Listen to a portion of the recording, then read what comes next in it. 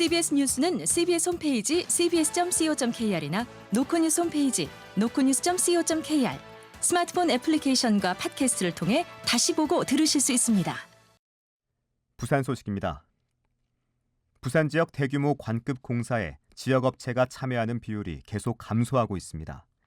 경기 침체로 공사를 수주할 수 있는 업체가 줄었기 때문인데 지역 경제를 위한 제도 보완이 필요하다는 지적입니다. 송호재 기자가 보도합니다.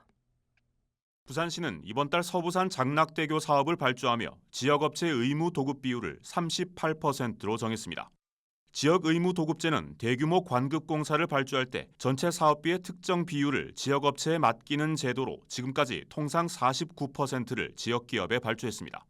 지방기업법은 업체의 시공능력 평가액이 전체 공사비 중 지역에 할당하는 공사비를 넘어야 관급 공사를 수주할 수 있도록 정하고 있습니다. 만약 이 자격을 갖춘 업체가 10개 미만일 경우 원칙적으로 지역업체를 아예 사업에 참여시킬 수 없습니다. 장락대교 사업은 전체 공사비가 1,400억 원에 달해 이 중 49%를 지역에 할당할 경우 자격을 갖춘 업체가 단 5곳에 불과합니다. 10개 이상 업체가 참여할 수 있도록 문턱을 낮추기 위해서는 지역업체 참여 비율을 38%로 정할 수밖에 없었던 겁니다. 부산시 관계자입니다. 조달청에서 심사를 해가지고 공고를 내주거든요. 10개 이상 되는 업체가 보니까 38% 정도 하면. 부산도시공사 역시 지역 최대 규모 관급 공사인 서부산 행정복합타운 사업의 지역 참여 비율을 49%로 추진했다가 같은 이유로 뒤늦게 39%로 낮췄습니다. 지역 도급 비율이 줄어들면서 지역에 돌아가야 할 공사비가 부산 밖으로 유출되고 사업을 따내지 못한 지역 기업은 더욱 어려워지는 악순환이 시작됐다는 분석입니다. 의무 도급제가 지역 경제 활성화라는 목적을 제대로 달성하려면 제도 개선 등 대책이 필요하다는 지적입니다. CBS 뉴스 송호재입니다. 가덕신공항 부지 조성공사 기간이 기존 84개월에서 111개월로 연장하는 방안이 추진될 전망입니다. 지난 4일 가덕도 신공항 건설공단에서 열린 부지 조성공사 적정 공기 관련 토론회에서 공단 측은 기존의 현대건설이 요구했던 108개월보다 더 긴 111개월, 즉 9년 3개월을 제안했습니다. 공단 측은 연약 지방 처리와 가설도로 조성 등을 고려할 때 공기 연장이 불가피하다고 설명했는데 부산시를 비롯한 지역사회와 마찰이 불가피할 전망입니다.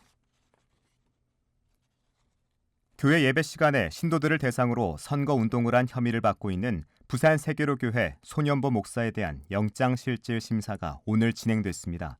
손 목사의 구속 여부 결정을 앞두고 기독교 단체 등은 집회를 열고 구속영장 청구를 규탄했습니다. 보도에 정혜린 기자입니다. 오늘 오후 부산 연제구 부산지방검찰청 앞 거리를 가득 채운 집회 참석자 수백 명이 손에 든 플랜카드를 번쩍 들며 한 목소리로 구호를 외칩니다. 집회 참석자들입니다. 교회 파라! 교회 파라! 부산 세계로교회와 기독교 단체 등은 오늘 오전 11시부터 부산지검 앞에서 손연보 목사 구속영장 청구 규탄 집회를 열었습니다. 집회 참석자들은 정부가 교회를 정치적 탄압의 대상으로 삼고 있으며 명백한 종교 탄압이라고 주장했습니다. 영장 실질 심사가 시작되기 전 집회 현장을 찾은 손연보 목사는 자신이 구속되더라도 대한민국의 자유를 지켜내야 한다고 강조했습니다. 손연보 목사입니다.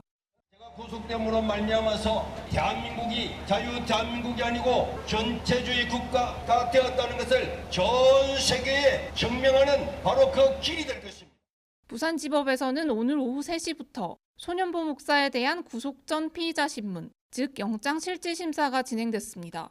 손 목사는 제21대 대통령 선거를 앞두고 세계로교회 기도회와 주일예배 등에서 신도들을 대상으로 선거운동을 해 공직선거법을 위반한 혐의로 경찰 수사를 받아왔습니다. 또 부산시 교육감 재선거를 앞두고 교회에서 정승윤 부산시 교육감 후보와 대담을 진행하는 등 사전 선거운동을 한 혐의도 받고 있습니다. 법원의 영장실질심사가 끝난 뒤 손 목사의 구속 여부는 오늘 늦은 저녁 결정될 전망입니다. CBS 뉴스 정혜린입니다. 오늘 오전 부산 지역 중학교 7곳에 폭발물을 설치했다는 내용의 팩스가 전송돼 경찰이 수색을 벌였습니다. 팩스 발신처는 일본으로 경찰과 소방당국은 초동 대응팀을 투입해 현장 수색 작업을 벌였지만 별다른 위험물은 발견되지 않았습니다. 앞서 지난달 29일 부산 지역 고등학교 2곳에서도 같은 내용의 팩스가 접수되는 등 일본발 폭발물 설치 협박이 잇따르고 있습니다. 부산경찰청 형사기동대는 아내를 폭행한 혐의로 프로야구 선수 출신 조직폭력배이자 인터넷 방송인인 30대 A씨에 대한 구속영장을 신청했습니다. A씨는 그제 새벽 서구에 있는 자택에서 아내를 여러 차례 때려 골절 등 상해를 입힌 혐의를 받고 있습니다. 특수상해 등 혐의로 복역한 A씨는 출소한 지 불과 한 달여 만에 또다시 경찰에 붙잡힌 것으로 알려졌습니다.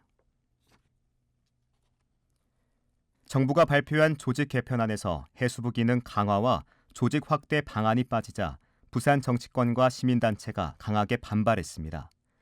국민의힘 부산시당은 해수부 이전이 단순한 간판 이전으로 전락할 수 있다며 실질적 개편안을 마련하라고 촉구했습니다. 시민단체들도 해양행정과 북극항로 개척 등 핵심 기능을 포함해 글로벌 해양 수도 부산에 걸맞은 개편안을 반영하라고 요구했습니다.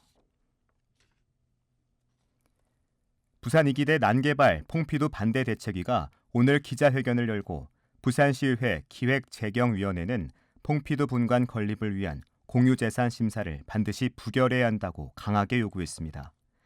대책위는 시가 협약 내용과 사업 정보를 공개하지 않고 공론화 과정도 거치지 않은 채 추진하는 건 시민을 배제한 밀실 행정이라고 비판했습니다. 부산시는 전문가 자문과 시민 의견 조사에서 찬성 의견이 더 많았다며 환경 훼손 우려는 과도하다고 반박했고 시의회는 적자 해소 대책과 공정한 의견 수렴 절차 필요성을 지적하며 심사를 보류한 뒤 내일 재심사에 나설 예정입니다.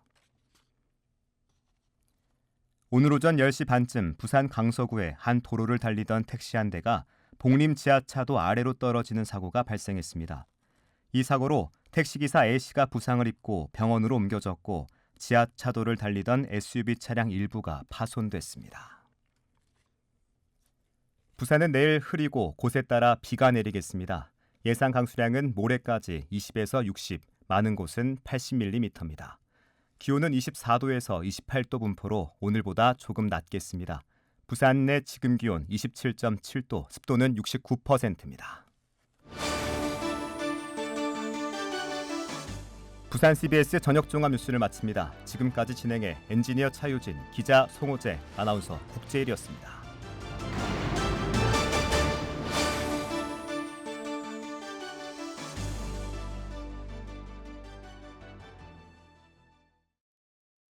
CBS